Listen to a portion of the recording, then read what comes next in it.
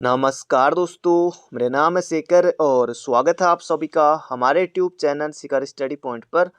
तो दोस्तों आज हम इसमें देखने वाले हैं हिंदी के महत्वपूर्ण प्रश्नों को। अगर दोस्तों आपने इसके अलावा और पार्टों को नहीं देखा है तो उन्हें भी दोस्तों प्ले लिस्ट में जाकर ज़रूर से देख लीजिएगा। और बहुत जल्दी दोस्तों आपका फिजिकल भी होने वाला है, उसके बाद होगा आपका रिटर्न एग्ज़ाम। तो बंदी रक्षक का भी दोस्तों बहुत जल्दी हो जाएगा। बंदी रक्षक के लिए जो 21 साल से ऊपर हैं उन्होंने ज़रूर भरा होगा। 21 साल से लेकर 35 साल तक आयु सीमा मांगी गई थी बंदी रक्षक में, तो आपने भी भरा होगा बंदी रक्षक का। तो उससे पहले दोस्तों आप बंदी रक्षक का फिजिकल भी दे सकते हैं जो 21 से ऊपर वाले हैं, और बाकी जो 18 से ऊपर वाले हैं उनके लिए पुलिस कांस्टेबल है। बाकी और जो फॉर्म आपने भरे हुए हैं एसआई भी 21 से ज़्यादा आयु सीमा वालों के लिए है। तो इसमें देखेंगे हम दोस्तों हिंदी के महत्वपूर्ण प्रश्नों को। पहला प्रश्न है दोस्तों यहाँ पर हमारा, निम्नलिखित में से अव्यय है। ये प्रश्न दोस्तों यूपी कांस्टेबल में पूछा गया था, तो कहीं भी आ सकता है। अव्यय है। अब अव्यय दोस्तों क्या होते हैं? जिन शब्दों के, ये परिभाषा भी आती है एग्जाम में, परिभाषा चाहे तो आप लिख सकते हैं। जिन शब्दों के लिंग, वचन, कारक आदि के कारण कोई परिवर्तन या विकार उत्पन्न न हो उसे कहते हैं दोस्तों अव्यय। तो इनमें से आपको बताना है गरीब, प्राचीन, मोटा या और। तो इसमें हो जाएगा दोस्तों और, ऑप्शन नंबर डी। जैसे दोस्तों कहीं पर आपको बीच में और दिखाई दे, कोई वाक्य हो उसमें और उसमें पहचानने के लिए आएगा कि अव्यय कौन सा है। और बीच में जब भी या जब भी लिखा हो, या भी, और या धीरे धीरे, कुछ भी दोस्तों इस तरह के शब्द मिल सकते हैं, तो आपको पहचानने होंगे, वो कहलाएंगे दोस्तों अव्यय। ये हो जाएगा ऑप्शन नंबर डी। अगला प्रश्न है, विशेषण के मुख्यतः कितने भेद होते हैं? तो विशेषण दोस्तों 4 प्रकार के होते हैं। कौन कौन से? सार्वनामिक विशेषण, सार्वनामिक, दूसरा गुणवाचक, तीसरा संख्यावाचक, चौथा परिमाणवाचक विशेषण। बाकी इनके भीतर से भी प्रश्न आता है। तो ये हो जाएगा विशेषण कितने प्रकार के होते हैं? तो 4 प्रकार के होते हैं। तो बढ़ते हैं दोस्तों अगले प्रश्न की तरफ। अगला प्रश्न है, जो करेगा सो भरेगा रेखांकित शब्द क्या है? संकेतवाचक सर्वनाम, गुणवाचक, क्रिया विशेषण या फिर संबंधवाचक सर्वनाम। तो जो करेगा, तो जो सो, तो ये हो जाएगा दोस्तों संबंधवाचक सर्वनाम। जो सो जहाँ पर भी आपको देखने को मिले, ये हो जाएगा दोस्तों हमारे कौन से? संबंधवाचक सर्वनाम है। तो ये आपको बिल्कुल याद रखना है। तो बढ़ते हैं अगले प्रश्न की तरफ। दोस्तों इसमें हिंदी साहित्य के प्रश्न नहीं है। और एक प्रश्न दोस्तों हिंदी साहित्य का आपको बताना है कमेंट बॉक्स में कि चाँद का मोह टेढ़ा है किसका है? चाँद का मोह टेढ़ा है किसकी रचना है? ये आपको कमेंट बॉक्स में बताना है। ये भी दोस्तों मध्य प्रदेश के ही हैं, और एक और मध्य प्रदेश के, वैसे बहुत हैं मध्य प्रदेश से, मन्नू भंडारी और शेखर जोशी तो अल्मोड़ा के हैं। राजे जोशी वो भी मध्य प्रदेश के ही हैं। और माखनलाल चतुर्वेदी के बारे में दोस्तों आपको कुछ महत्वपूर्ण बिंदु में बता देता हूँ। माखनलाल चतुर्वेदी, इनके दोस्तों इनके सबसे पहले आपको याद रखना है कि इन्हें क्या कहा जाता है? एक भारतीय आत्मा कहा जाता है माखनलाल चतुर्वेदी को। एक प्रश्न यही बनेगा कि एक भारतीय आत्मा किसे कहा जाता है? तो माखनलाल चतुर्वेदी को। और बाकी इनको हिंदी साहित्य अकादमी का प्रथम पुरस्कार, हिंदी साहित्य अकादमी का प्रथम पुरस्कार मिला था किसे? माखनलाल चतुर्वेदी को। कौन सी रचना के लिए? हिमतरंगिणी के लिए। हिमतरंगिणी के लिए 1955 में। तो एक प्रश्न ये भी बन गया कि हिमतरंगिणी किसकी रचना है? तो माखनलाल चतुर्वेदी की है। और बाकी कैदी और कोकिला, ये भी किनकी रचना है? ये भी माखनलाल चतुर्वेदी की है, कैदी और कोकिला। बाकी समय के पाँव, और भी कई रचनाएं हैं। तो इतना हमने जान लिया है। बाकी आपको बताना है कि चाँद का मोह टेढ़ा है ये किसकी रचना है, ये आप कमेंट बॉक्स में लिखिएगा। अगला प्रश्न है, शब्द की सबसे छोटी इकाई क्या कहलाती है? स्वर, व्यंजन, वर्ण या अयोग हुआ? तो इसका सही उत्तर होगा दोस्तों, शब्द की सबसे छोटी इकाई कहलाती है ध्वनि या वर्ण। तो ये हो जाएगा ऑप्शन नंबर बी। और हिंदी में दोस्तों कुल कितने वर्ण हैं? ये भी आसान क्वेश्चन और एग्जाम में आता है। तो 52 वर्ण हैं, ये भी प्रश्न बनेगा। इसमें 11 दोस्तों स्वर हैं, 33 व्यंजन हैं, ये भी आपको बिल्कुल याद रखना है। और इसके अलावा 2 क्या है दोस्तों? अयोगवा। अयोगवा कौन कौन से हो गए? अंग और अह। अंग और अह, अगर आप इन्हीं को भी स्वर में जोड़ लेंगे तो 13 हो जाएंगे, क्योंकि अभी मैंने आपको स्वर कितने बताए थे? 11। अंग और अह 2 अयोगवा हो गए हमारे। इसके अलावा द्विगुण व्यंजन भी होते हैं। कौन से? इस तरह का आपने देखा होगा, द्विगुण बिंदी लगी होती है, तो ये हमारे द्विगुण व्यंजन होते हैं। और इसके अलावा दोस्तों 4 संयुक्त वर्ण होते हैं। कौन कौन से? क्ष, त्र, ज्ञ और स्र। तो दोस्तों ये हमारे 4 कौन से होते हैं? संयुक्त वर्ण होते हैं। ये भी एग्जाम में आते हैं। तो ये जगह वर्ण है। अगला प्रश्न है, कंठ तालव्य कौन सा है? जबरदस्त क्वेश्चन दोस्तों, एग्जाम बन सकता है। तो कंठ तालव्य भी हो जाएगा ए और ऐ। तो ये हमारे कंठ तालव्य भी हैं। और ऊ ये कौन से दोस्तों, ये हो जाए ओष्ठ, ये ओष्ठ। बाकी ये ओ आ ये हो जाएगा कंठ। अगला प्रश्न यहाँ पर हमारा मनोविकार सूचक के शब्दों वाक्यों मनोविकार सूचक शब्दों वाक्यांशों तथा वाक्यों के अंत में किस चिन्ह का प्रयोग होता है? तो ये हो जाएगा दोस्तों विस्मय, विस्मय बोधक होता है। ऑप्शन नंबर ए हो जाएगा इसका बिल्कुल सही उत्तर। प्रश्नवाचक आपको बताइए अंत में लगता है अल्पविराम इस तरह का, अर्धविराम इस तरह का, ये हो जाएगा दोस्तों विस्मय, इस तरह का होता है विस्मय। अगला प्रश्न यहाँ पर हमारा निम्नलिखित में से कौन सा शुद्ध वर्तनी वाला शब्द है? उत्तरदायी आपको लिखना है, ये होगा नहीं, ये उत्तरदायी यहाँ पर नहीं लगा है, ये उत्तरदायी ये भी नहीं, तो ये होगा दोस्तों हमारा ऑप्शन नंबर बी। कौन सा उत्तरदायी सही है? तो ये उत्तरदायी ऑप्शन नंबर बी सही है। अगला प्रश्न है निम्नांकित शब्दों में से क्रिया विशेषण कौन सा है? क्रिया की विशेषता जो बताते हैं दोस्तों, क्रिया विशेषण ये हो जाएगा धीरे धीरे, क्रिया धीरे धीरे होगा इसका सही उत्तर। तो ये आपको बिल्कुल याद रखना है। अगला है हवा कैसा शब्द है?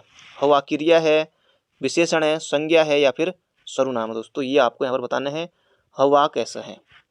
हवा दोस्तों किसी का, जैसे हवा ये नाम है तो नाम कोई संज्ञा कहते हैं, ये हो जाएगा संज्ञा है हवा।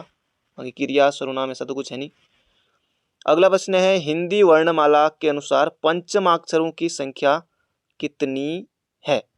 ये यहाँ पर पूछा है पंचमाक्षर। दोस्तों ये हो जाएगा 5 ही हैं। जैसे क वर्ग में क ख ग घ अंग, दोस्तों ये है। जैसे चौ वर्ग में यहाँ पर जो आएगा लास्ट का, ये सभी दोस्तों पंचमाक्षर, ये 5 ही होते हैं। तो ये हो जाएगा यहाँ पर हमारा ऑप्शन नंबर बी। जैसे अंगो हो गया जो लास्ट के पंचमाक्षर की 5वां। अगला प्रश्न है शाश्वत का विलोम शब्द है। जबरदस्त क्वेश्चन है। शाश्वत का विलोम दोस्तों क्या हो जाएगा?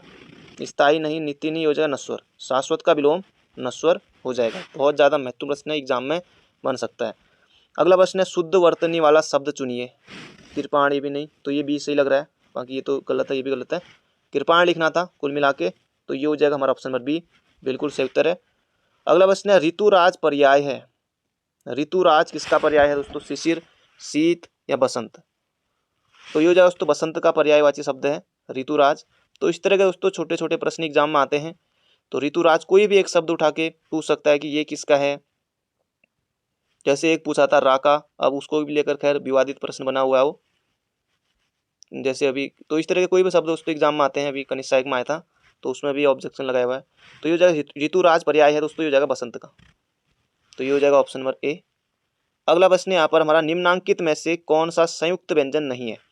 अभी मैंने आपको बताया था संयुक्त व्यंजन छ, त्र, ज्ञ और स्र। तो दोस्तों ये झ जो है ये नहीं होगा, ये होगा ऑप्शन नंबर ए, इसका सही उत्तर है। अगला प्रश्न है अग्नि का विशेषण होगा।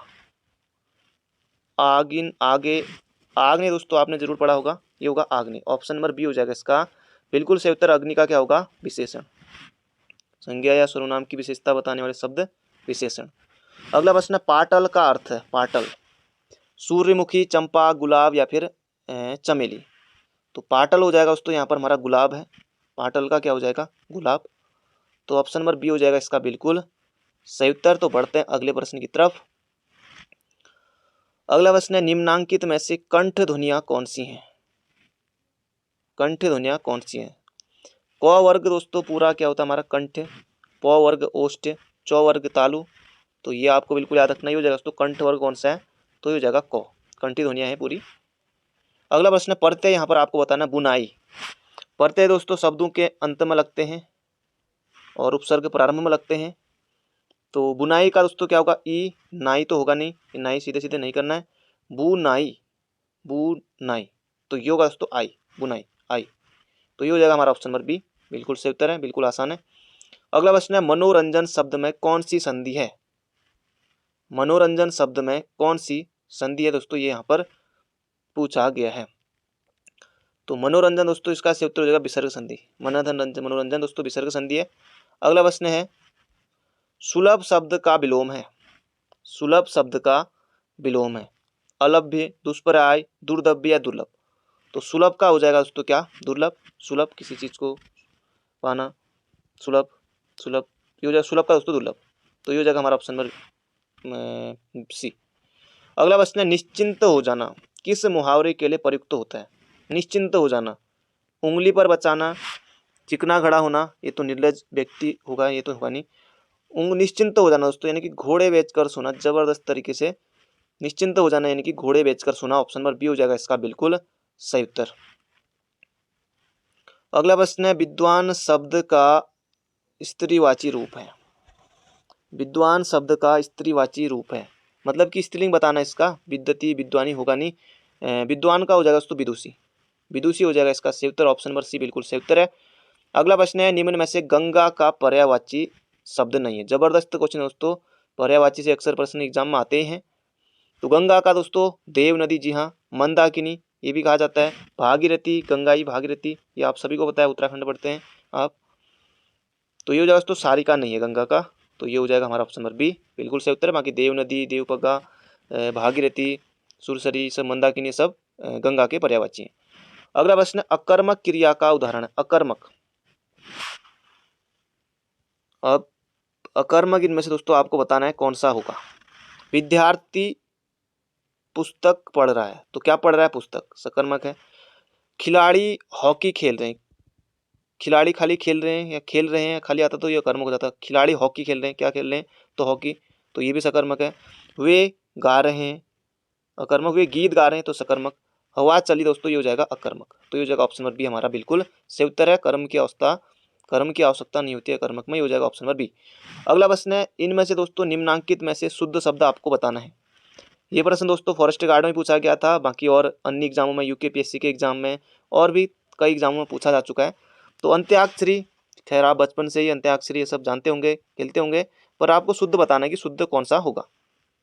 बाकी आपको नहीं भी आ रहा है तो ऑप्शन देख के आप हटा सकते हैं, जरूरी नहीं है सब चीज़, कुछ चीज़ें ऐसी भी होती हैं। अंत्याक्षरी देखिए यहाँ पर इस तरह का लिखा हुआ है, अंत्याक्षरी ये लिख दिया है, ये अंताक्षरी लिख दिया है, तो ये भी नहीं होगा, तो ये होगा दोस्तों अंत्याक्षरी, ऑप्शन नंबर बी, तो याद रखेगा।